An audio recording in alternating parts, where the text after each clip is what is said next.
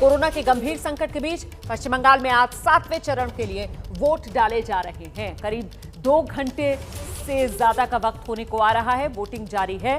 सुबह 7 बजे से वोटिंग शुरू हुई थी। तो 5 जिलों की 34 सीटें हैं जिस पर आज वोट डाले जा रहे हैं। जल्दी से आपको बता देते हैं कि 34 सीटों पर वोटिंग हो रही है। होना 36 सीटों पर था। 2 सीटों पर चुनाव टले क्योंकि उम्मीदवारों का निधन हो गया। अच्छा, आज 268 उम्मीदवार हैं जिनकी किस्मत का फैसला हो रहा है इस 7वें चरण में। साथ ही 82 लाख वोटर हैं जो अपने मताधिकार का प्रयोग करेंगे। अगर आपके इलाके में भी वोटिंग हो रही है तो वोट जरूर कीजिए। कोलकाता की 4 सीटों समेत कुल 5 जिले हैं जहां ये 34 सीटें फैली हुई हैं। 12 विधानसभा सीटें बांग्लादेश के बिल्कुल बॉर्डर वाले इलाके से सटी हुई सीटें हैं जहां आज वोटिंग होनी है। ममता बनर्जी की जो पुरानी सीट है भवानीपुर सीट, वहां पर भी आज ही मतदान हो रहा है। ममता बनर्जी के 4 मंत्रियों की साख दांव पर लगी हुई है। आज इन चारों की सीटों पर वोटिंग हो रही है। 2016 में ये 34 सीटें हैं, इनमें से 13 सीटों पर कांग्रेस ने जीत दर्ज की थी। टीएमसी सिर्फ 12 सीटें ही जीत पाई थी। और 2019 में इन 34 विधानसभा सीटों में अगर लोकसभा के नतीजों को कन्वर्ट किया जाए तो 16 सीटों पर बीजेपी ने बाजी मार ली थी। 2016 में इन 34 सीटों पर करीब 80% के आसपास वोटिंग हुई थी। और अभी सुबह 2 घंटे का मतदान होने के बाद जो पहला मतदान प्रतिशत का आंकड़ा है उसका हमें इंतजार है कि कितना वोटिंग परसेंटेज रहता है। लेकिन सबसे पहले आप ये भी जान लीजिए कि ममता बनर्जी की जो पुरानी सीट भवानीपुर, वहां मतदान हो रहा है आज। ममता बनर्जी भी पहुंचेंगी वोट करने के लिए। आपको तस्वीरें हम दिखाएंगे जब ममता बनर्जी वोट डालने के लिए पहुंचेंगी। लेकिन उससे पहले की ये तस्वीरें आप देख रहे हैं, ये वो तमाम इलाके जहां आज वोटिंग हो रही है। 5 जिले हैं। कोलकाता की भी 4 सीटें हैं जहां आज वोट पड़ रहे हैं। उन 5 जिलों की ये तस्वीर आप देख रहे हैं। हर जगह उतना ही जोश लोगों में वोट करने के लिए।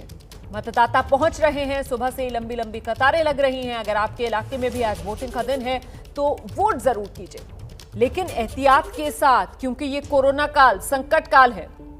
इसीलिए एबीपी न्यूज आपसे अपील ये कर रहा है कि कोरोना से जो बचाव के जरूरी कदम हैं उसका पालन करते हुए ही घर से निकलिए। मास्क लगाकर, दूरी का ख्याल रखकर, खुद को सैनिटाइज करके और फिर दूसरे लोगों की भी सुरक्षा का एहतियात बरतते हुए जाइए और अपने मताधिकार का प्रयोग कीजिए। और आइए एक बार फिर से जल्दी से आपको ग्राउंड पर लेकर चलते हैं। मेरे साथ मेरे तमाम सहयोगी मौजूद हैं इस वक्त। मनोज्ञा लोईवाल सुबह से हमारे साथ बने हुए हैं। कुंतल चक्रवर्ती हमारे साथ बने हुए हैं। ज्ञानेंद्र हमारे साथ हैं। सबसे पहले आपको जल्दी से मनोज्ञा के पास लेकर चलते हैं और जानते हैं मनोज्ञा से। कुछ ही देर पहले हमने देखा था नुसरत जहां पहुंची थी वोट डालने के लिए, निकल चुकी हैं वोट डालने के बाद?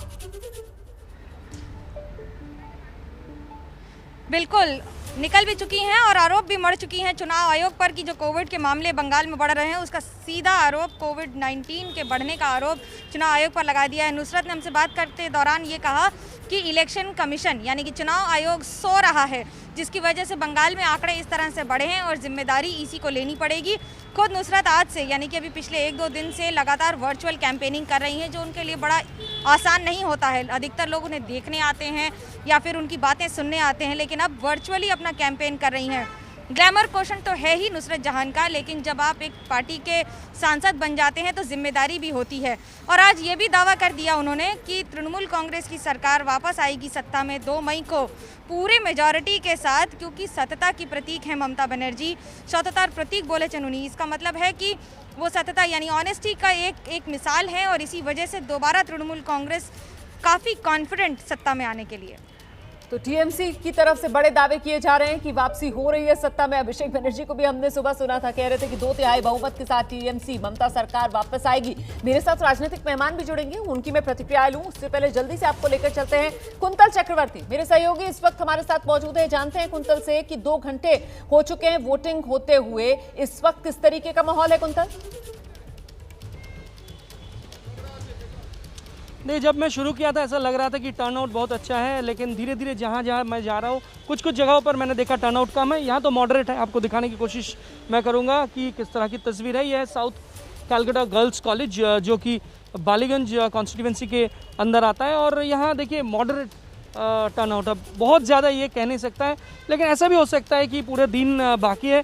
पिछले चरणों में जो देखा गया था 5 या 6 चरणों में जो देखा गया था कि पहले 2 घंटे में काफ़ी ज़्यादा संख्या में मतदाता वोट करने के लिए पहुंचे थे, लेकिन इस बार शायद पूरे दिन पड़ा है, तो इसीलिए लोग कोरोना काल में धीरे धीरे पहुंच रहे हैं। तो पहले 2 घंटे की जो परसेंटेज सामने आएगा, पोलिंग परसेंटेज, ये देखना दिलचस्प होगा कि कितना पोलिंग परसेंटेज है।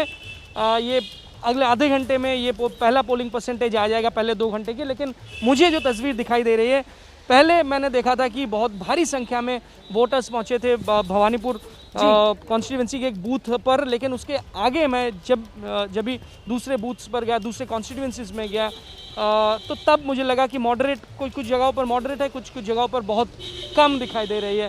तो दिलचस्प होगा कि पहले 2 घंटे के पोलिंग परसेंटेज क्या होगा। रोमाना, बिल्कुल आप रहिए मेरे साथ, में लौटूंगी आपके पास। और अब हमारे साथ वरिष्ठ पत्रकार, मेरे वरिष्ठ सहयोगी दिबांग जी मौजूद हैं। सीधा आपको लिए चलते हैं दिबांग के पास। दिबांग, चुनाव आयोग के लिए हर चुनाव जो है वो जाहिर सी बात है एक परीक्षा का मौका होता है, लेकिन इस बार ये मौका और ज्यादा महत्वपूर्ण हो गया है क्योंकि ये कोरोना काल, संकट काल है, चुनौती और विकराल।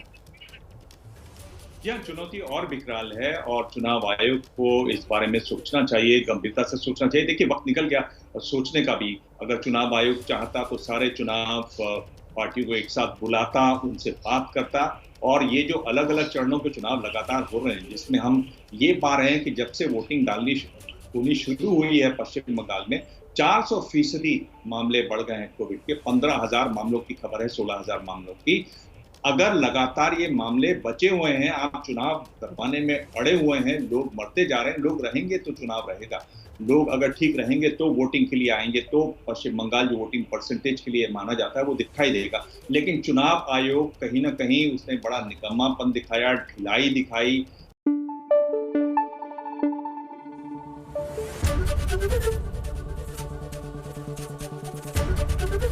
एबीपी न्यूज आपको रखे आगे।